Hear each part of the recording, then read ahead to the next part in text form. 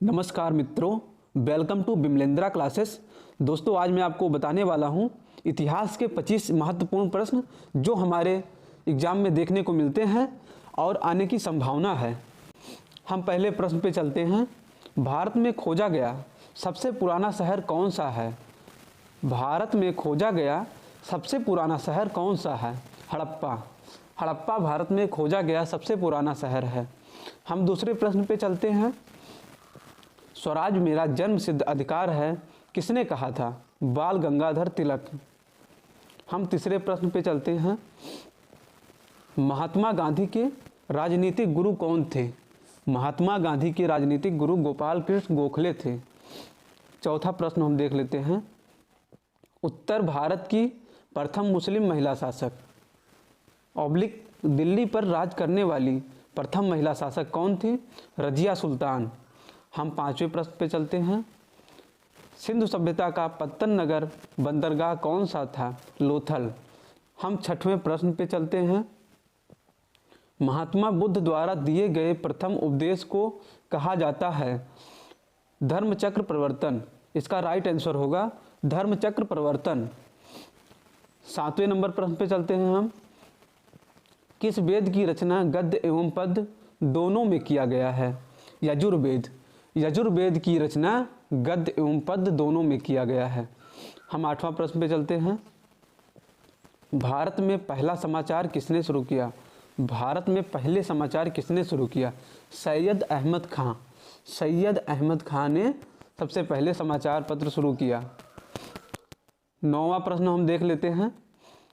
किसके शासनकाल में बौद्ध धर्म दो भागों हीनयान और महायान में बट गया? कनिष्क। कनिष्क के शासनकाल में बौद्ध धर्म दो भागों में हीनयान और महायान में बट गया। 10वें प्रश्न पे चलते हैं हम। लोधी वंश का अंतिम शासक कौन था? इब्राहिम लोधी। इब्राहिम लोधी लोधी वंश का अंतिम शासक था। हम 11वें प्रश्न पे चलते हैं। प्रथम जैन संगीत कहाँ आयोजित की गई? पाटलिपुत्र। पाटलिपुत्र में प्रथम जैन संगीत का आयोजन किया गया।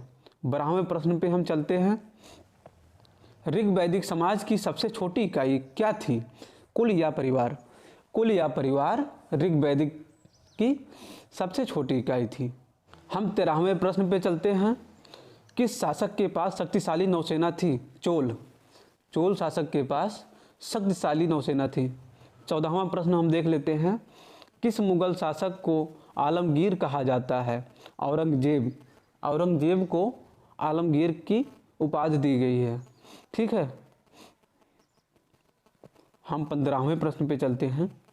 शहीदे आजम उपाधि से किसे सम्मानित किया गया? भगत सिंह को शहीदे आजम की उपाधि से सम्मानित किया गया। 16वां प्रश्न हम देख लेते हैं। साइमन कमीशन के विरुद्ध प्रदर्शन करने के दौरान किए गए लाठीचार्ज में किस राजनेता की मृत्यु हो गई थी? लाला लाजपत राय। लाला लाजपत राय इसका राइट आंसर होगा। 17वें प्रश्न पे हम चलते हैं। वहाबी आंदोलन के प्रवर्तक कौन थे? सैयद अहमद।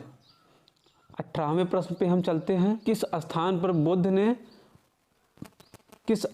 पर बुद्ध ने महापरिनिर्वाण प्राप्त किया था? कुशीनारा, जो कि कुशीनगर में है। कुशीनगर जिला में है, जो कि कुशीनगर कहाँ पड़ता है? कुशीनगर उत्तर प्रदेश में पड़ता है। ये गोरखपुर साइड में है कुशीनगर। 19 नंबर हम क्वेश्चन देख लेते हैं। महात्मा बुद्ध उपदेश देने हेतु किस भाषा का प्रयोग किया? पाली भाषा का प्रयोग किया। हम 20 नंबर प्रश्न पे चलते हैं। कुतुब मीनार के कार्य को किस शासन ने पूरा किया? इल्तुतमिश ने। 21 नंबर प्रश्न देखते हैं। लीलावती पुस्तक किससे संबंधित है? गणित से। गणित से संबंधित है लीलावती पुस्तक। 22 नंबर प्रश्न देख लेते हैं। जहांगीर के दरबार में पंछियों का सबसे बड़ा चित्रकार कौन था? मंसूर। मंसूर था। इसका राइट आंसर मंसूर होगा। मंसूर इसका राइट आंसर होगा। हम 23 नंबर प्रश्न पे चलते हैं। अशोक के धम्म की परिभाषा कहाँ से ली गई? राहुलोवाद सुत्त से लिया गया। इसका राइट आंसर राहुलोवाद सुत्त होगा। 24 नंबर प्रश्न देख लेते हैं। सत्यमेव जयते उक्ति कहाँ से ली गई? मुंडकोपनिषद से। मुंडकोपनिषद से सत्यमेव जयते लिया गया। 25 नंबर प्रश्न हम देख लेते हैं। जैन धर्म के 24वें तीर्थंकर कौन थे? महावीर थे।